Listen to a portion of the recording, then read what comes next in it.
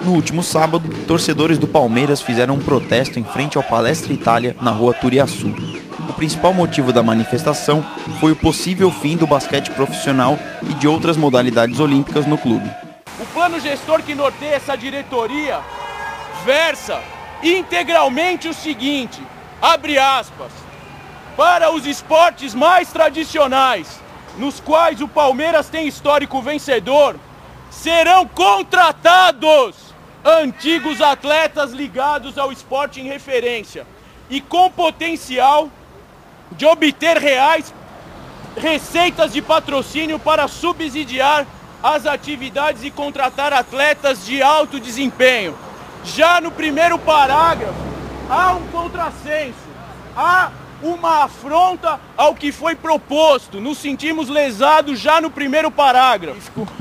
Nós fizemos uma carta aberta ao torcedor palmeirense, justamente conclamando para que a gente não extingua algo que é muito rico e muito caro na nossa história, que é o basquete e o futsal da nossa instituição, que essa diretoria aviançou uma situação de que poderia extingui-los, e a gente é contrário. Nós estamos aqui exercendo o nosso palmeirismo, a nossa palestrinidade, no sentido de zelar por essa tradição, por essa história, pacificamente. Nós confiamos nos nossos líderes, na capacidade de gestão do Paulo Nobre e de toda a sua equipe, a qual está em poder do comando das ações aqui no Palmeiras. Com gritos, faixas e instrumentos, os palmeirenses protestaram contra o presidente Paulo Nobre e a diretoria do Verdão.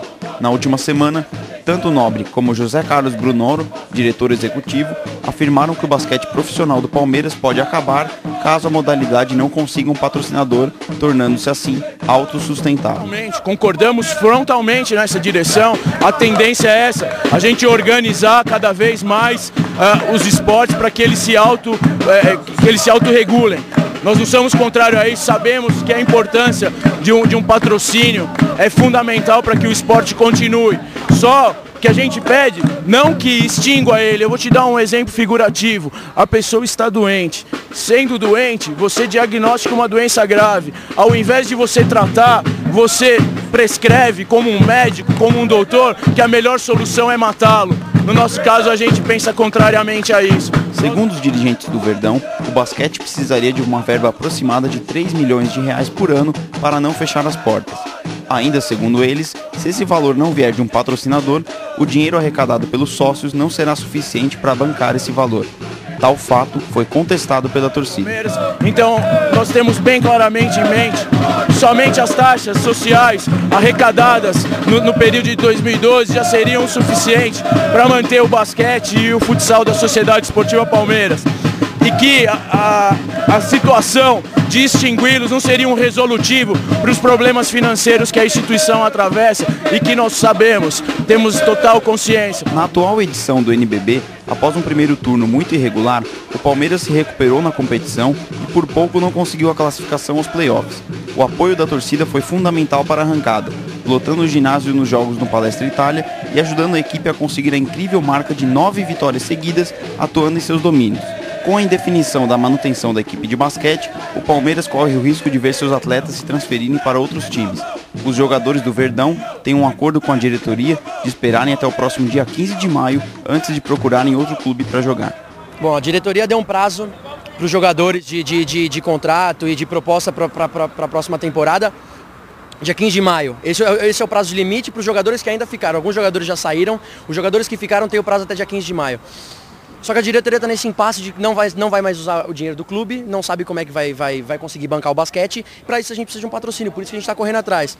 Mas já que eles não correm atrás, a gente está fazendo essa manifestação, vamos ver se a gente consegue alguma coisa.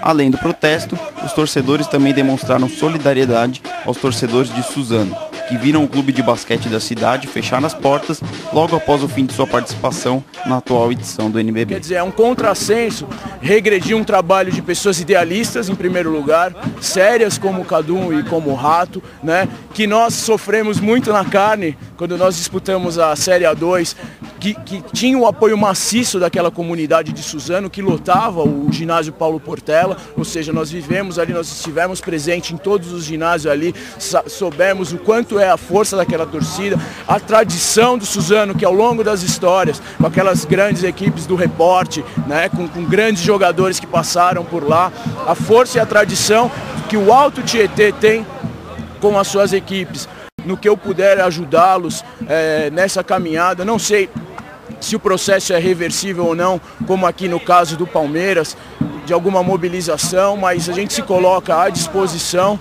O Palmeiras é solidário em relação aos amigos de Suzano e torcemos para que o nosso esporte cada vez mais evolua, não retroaja como alguns querem.